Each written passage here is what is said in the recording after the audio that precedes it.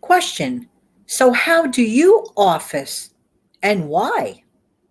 If you don't, you should still give this a listen. Let's talk about this. Back in a minute.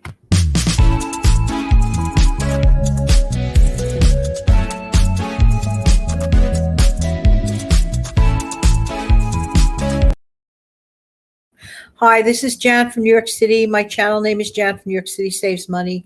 How's everybody doing today? I hope that you're doing well. And if you're brand new here, welcome, welcome, welcome. If you're a veteran viewer and subscriber, you're a sincere and humble thank you, thank you, thank you. If you're just popping over to say hello, hello. Hope one day you come back and stick around. Going to talk today about home officing. Some people rather work outside of their home. Totally cool. But my theory is this: if you could get the same job done and do it at home, for me, that is a no-brainer, because working outside costs a lot of money in transportation, not to mention the possible 10 hours a week of commuting in some instances. So for a person like myself, I prefer working from home. Even if you don't have, let's say, a little business or whatever going on, and you just basically need an area for you to sit down and concentrate, let's talk about this with our home officing tips. Number one, the best thing to do, well, first of all, we went over the whys. It's a great idea to work from home. You save some money sometimes in some instances. Okay. The other reason is absolutely it's convenient. Okay.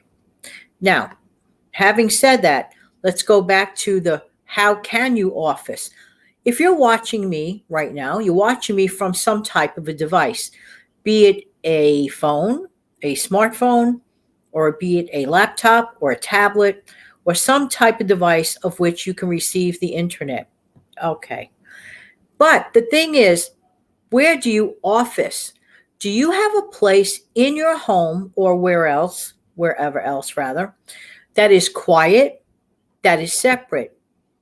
That type of thing is great for the person that has a house and can literally like separate somewhere in most instances. However, some houses, even then, you still don't have that opportunity. But if you live in an apartment, if you live in a crammed apartment, this is especially a challenge, because one of the most important things when you office is you want a place where you can do your work as efficiently as possible. Okay, now space-wise, that's an easy fix, even for the tightest of spaces. If you have a corner, if you have a wall, you can have an office. Let's talk about desks. Well, 1 year ago, maybe less than a year ago, I purchased from a company called Lifetime a wonderful utility table. I use it all the time. Okay, that's where I do my interview shows mainly. Other things, I could adjust the height, and it doesn't take up much space, but it gives me a lot of area to work with as a desk area. I didn't have to go for the money for a conventional desk, if you will. Originally, that would have been my game plan. But as time went on and I started looking around, you could look at certain sites and find out to get this type of table, of which folds up underneath the legs, and I can carry it with me if I need to somewhere else. But I don't. I keep it in a corner in my living room, of which I've converted into a studio area, if you will. I have my tripod set up there. I could keep my laptop there, my microphone. I have my headset there. Whatever I need. I even have my green screen set up there. That is my workspace, my studio workspace, and my office. You don't have to go all out and elaborate of that. You have to do what works best for your specific business. But some people have no choice but to take their officing into their bedroom. If your bedroom is for the most part a quiet place for 90% of the day, great. There's only one tip that I do have. Make sure that you can get a partition for at the end of the day to block out, or even if you need it during the day for whatever the reason, to block out and separate your office space from your bedroom. Why? Because when you go to bed and you're looking at your, let's say, 9 to 5, if you will, or your business work area, you may look at that and subconsciously that may upset you, thinking of, without even realizing it, thinking of all these sorts of things that happened during the previous business day, all sorts of things that you anticipate that might happen during your next business day. And effectively, you're like going to work in your sleep. Not necessarily a great thing to do. Also, for some individuals, it can be an eyesore, just an aesthetic thing that you don't want to really look at when you're trying to get some rest and to go to sleep. So my high recommendation is to invest in a little bit of a partition. They're not that expensive. Another thing, if you live in a studio apartment and you want to create some office space in that corner or against that wall, this is another instance where a partition comes in handy. It really does.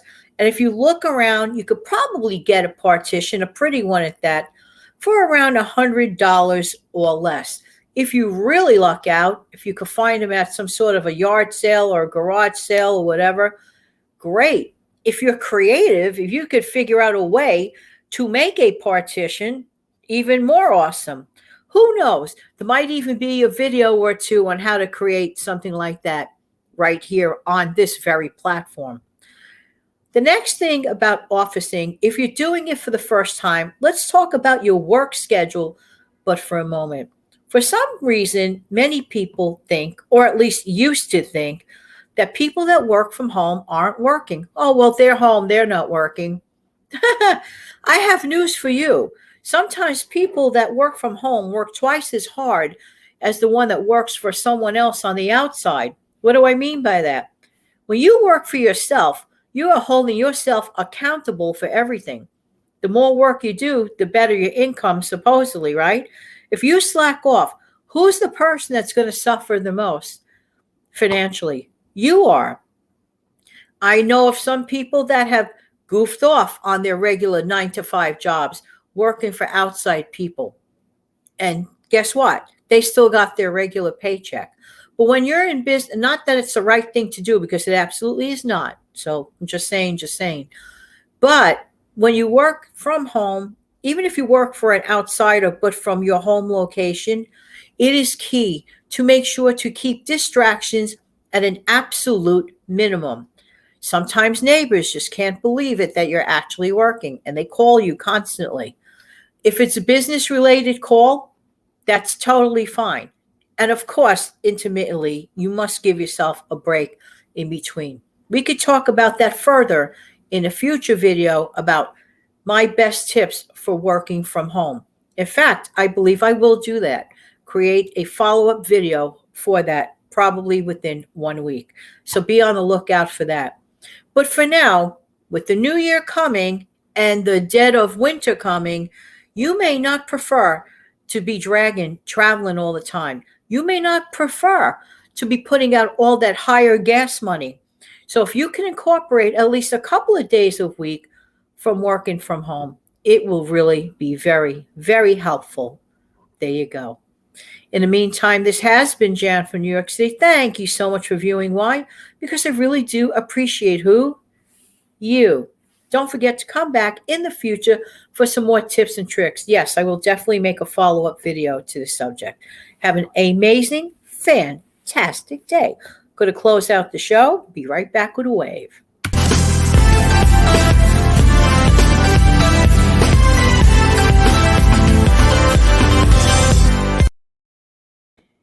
Take good care, everyone. Have an amazing day.